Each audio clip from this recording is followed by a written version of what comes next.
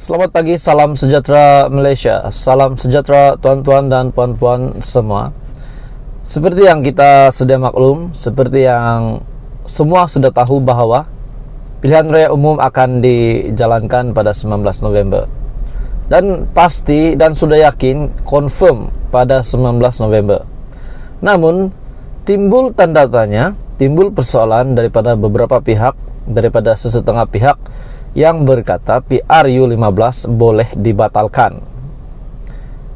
Kita dapat melihat bahwa Ismail Sabri yang telah mengumumkan pembubaran parlimen dan sekaligus PRU15 akan diadakan, kita dapat melihat bahwa beliau ini didesak ataupun beliau ini terpaksa ataupun mungkin hasrat daripada Presiden UMNO yaitu Zaid Hamidi yang membuatkan Ismail Sabri ingin membubarkan parlimen sekaligus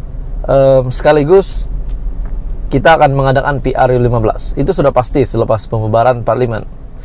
Namun apa yang membolehkan PRU15 ini dibubarkan? Ada yang berkata PRU15 patutnya dibatalkan, maafkan saya. PRU15 sepatutnya ditangguhkan. Sebab kita sekarang berada dalam cuaca yang tidak mengizinkan, yang tidak baik. Hari ini hujan, lepas itu esoknya panas. Ada beberapa negeri yang sudah dilanda banjir. Kita dapat melihat itu. Salah satu Melaka sudah dilanda banjir, dan baru-baru ini pun ada beberapa negeri yang turut sama dilanda banjir. Bahagian Sabah pun ada juga. Jadi, apa yang membolehkan PRU15 ini dibatalkan ataupun ditangguhkan? Timbul lagi satu persoalan jika PRU15 ini ditangguhkan. Apa sebenarnya rancangan Zahid? Adakah jika PRU15 ini ditangguh kepada tarik yang tertentu kesekian-sekian ataupun pada tarik selepas cuaca pulih seperti biasa, tidak ada banjir, tidak ada hujan lagi, apa sebenarnya yang Zaid Hamidi ingin capai? Sebab beliau telah mendesak Ismail Sabri untuk mengadakan PRU15, membubarkan parlimen supaya PRU15 dapat diadakan masa terdekat pada tahun ini yang sepatutnya diadakan pada tahun hadapan. Namun sekiranya PRU15 ditangguhkan, sudah pasti rancangan Zaid Hamidi gagal. Dan adakah ini untuk Ismail Sabri, Perdana Menteri kita sementara pada ketika ini, jika ingin PRU15 dibubarkan, sudah pasti Perdana Menteri boleh menghadap Agong, yang di Pertuan Agong, untuk menasihati Baginda mengisytihar darurat di kawasan tertentu ataupun seluruh negara supaya pilihan raya digantung atau ditangguhkan. Nah, itu menurut daripada pengurusi bersih Thomas Van. Hari ini daripada FMT, baru-baru ini daripada FMT, timbul pertanyaan daripada rakyat Malaysia, daripada ahli politik dan daripada pengundi dan semua. Timbul tanda tanya, bolehkah PRU15 dibatalkan? Saya akan jawab pertanyaan Anda hari ini, dan Anda mesti menonton video ini, jangan skip. Pada Sabtu 5 November yang lalu, penamaan calon bagi PRU15. Cuaca diramalkan cerah pada hari itu, bermakna pencalonan sudah dijalankan dalam keadaan yang baik. Oke, itu pencalonan dalam keadaan yang baik. Namun menurut Met Malaysia, ribut petir diramal pada sebelah petang di 12 negeri, yaitu Perlis, Kedah, Perak, Kelantan, Terengganu, Pahang, Selangor, Melaka, Negeri Sembilan, Johor, Kuala Lumpur, dan Sarawak. Ramalan ini dikeluarkan 4 hari lalu daripada tarik Sabtu 5 November. Pada Kamis lalu 3 November, Met Malaysia ada memberitahu monsun timur laut akan berlaku lebih awal, yaitu pada minggu ini ataupun Mac tahun hadapan. Kata Met Malaysia, monsun timur laut atau musim tengkujuh yang akan bermula pada 7 November sehingga Mac hadapan, ketika mana 4 hingga 6 episod luluran monsun akan membawa hujan lebat berterusan sepanjang tempo itu. Kata Jabatan Meteorologi, seperti musim-musim yang lalu, hujan lebat berterusan untuk tempo beberapa hari boleh mengakibatkan kejadian banjir di kawasan-kawasan rendah dan kawasan yang berhampiran sungai.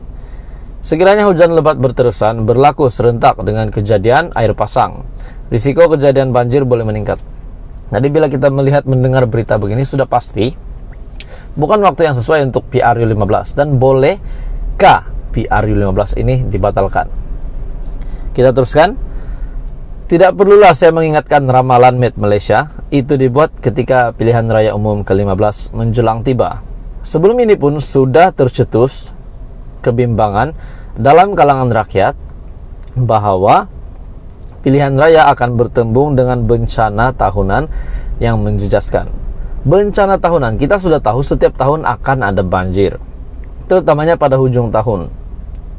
Jadi kenapa diteruskan juga pembubaran parlimennya, pilihan raya umum ke-15-nya? Apa sebenarnya yang bermain di pikiran ahli-ahli politik, pemimpin negara kita pada masa ini, sehingga akan menyebabkan keadaan ini terjadi? Terutamanya Presiden UMNO Zahid Hamidi. Kita dapat melihat melalui beberapa berita, melalui keadaan politik semasa, beliau ini mendesak Ismail Sabri. Ada yang komen begitu, banyak yang komen Ismail Sabri menjadi boneka Zahid Hamidi. Apa yang Zahid Hamidi kata dia akan turuti. Ada yang kata begitu, tapi kita tidak tahu apa yang sebenarnya berlaku. Ini pula masalah kesehatan. Pada 31 Oktober yang lalu, Kementerian Kesehatan memberi amaran bahwa Malaysia sedang berdepan gelombang COVID-19 varian Omicron XBB. Perlu diingat, COVID-19 masih wujud dan negara masih berada pada tahap pra-endemik. Artinya pandemik belum berlalu. Walaupun gelombang COVID-19 varian Omicron XBB yang negara sedang hadapi dikelaskan sebagai kecil, ia tetap satu ancaman. Nah, lain lagi banjir, bencana cuaca yang tidak bagus. Kali ini kita masih berpikir tentang COVID-19. Sehingga hari ini, untuk pengetahuan tuan-tuan dan puan semua, masih ada yang positif COVID-19 seperti yang kita alami beberapa tempo yang lepas. Masih ada orang yang kuarantin, masih ada yang menghidap COVID-19, mempunyai positif COVID-19. Jadi kita belum lagi selesai dengan COVID ini. Jadi dua perkara ini yang boleh menyebabkan PRU15 dibatalkan: bencana yang terlalu teruk dan juga penyakit. Ada dua ini, yaitu cuaca dan juga penyakit. Bencana banjir dan juga penyakit kita sudah tahu itu COVID-19. Jadi tuan-tuan dan puan, untuk PRU15 ini dibatalkan, kita dapat melihat dua sebab ini adalah antara sebab yang kuat. Dan untuk melengkapkan ataupun menyelesaikan cara supaya PRU15 dibatalkan, seperti yang dicadangkan oleh pengurusi bersih Thomas Van, Perdana Menteri boleh menghadap Yang di-Pertuan Agong untuk menasihati Baginda mengisytihar darurat di kawasan-kawasan tertentu atau seluruh negara supaya pilihan raya digantung atau ditangguh. Pendapat yang logik pada hemat saya, kata pengurusi bersih Thomas Van. Jadi tuan-tuan dan puan, itu adalah satu cadangan yang baik sebenarnya. Ya, kita tahu masa ini kita sedang beramai yang kita lihat berkempen, memacak bendera, mengibarkan bendera, memakai baju parti yang mereka minat. Sudah pasti itu dapat melihatkan sistem demokrasi negara kita ini sehat. Yang penting jangan bergaduh-gaduh. Jadi dalam politik, berkempen dengan sehat. Namun sekiranya ditangguhkan, tempo berkempen itu akan dipanjangkan.